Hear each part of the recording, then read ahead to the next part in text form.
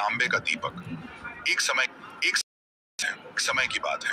एक कढ़ारा रहता था जिसका नाम लाल था। वह हर दिन लकड़ियां काट कर बाजार में बेचता और गुजारा करता था। एक दिन जब वह गहरे जंगल में लकड़ी काट रहा था तो उसे एक पुराना मैला सा तांबे का दीपक जमीन में दबा हुआ मिला। विशाल ने सोचा इसके बेच दूंगा, शायद कुछ पैसे मिल जाएं। उसने दीपक को रगड़कर साफ किया और अचानक उसमें से धुआं निकलने लगा।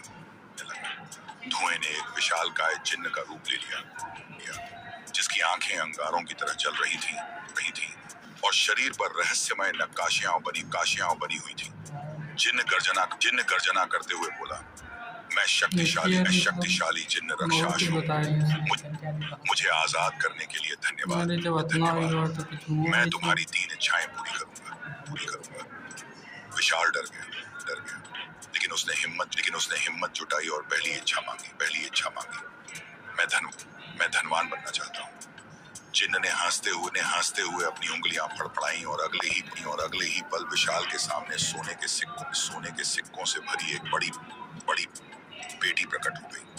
विशाल खुशी से झूम उठा, लेकिन कुछ ही दिनों में उसका लालच बढ़ गया।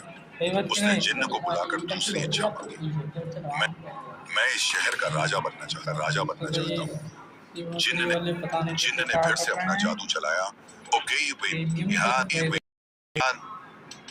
और अगली सुबह विशाल को महल के सिंहासन पर बैठे पाया गया। लेकिन सत्ता के नशे में उसने जनता पर अत्याचार करना शुरू कर दिया।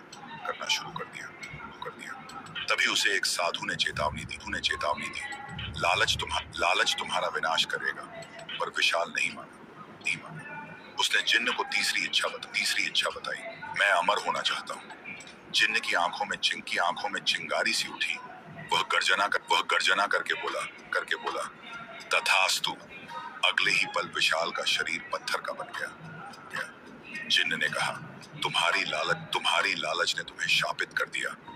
अब तुम हमेशा पत्थर के रूप में इस महल के बाहर खड़े रहोगे। और ऐसा ही हुआ। आज भी लोग कहते हैं कि उस राजा का पत्थर का मूर्ति अभी तक किसी पुराने महल के खंडहर में मौजूद है। और कभी-कभी रात में वहां से जिन्न की रहस्यमयी हंसी सुनाई देती है। शिक्षा, लालच इंसान का सबसे बड़ा दुश्मन होता है।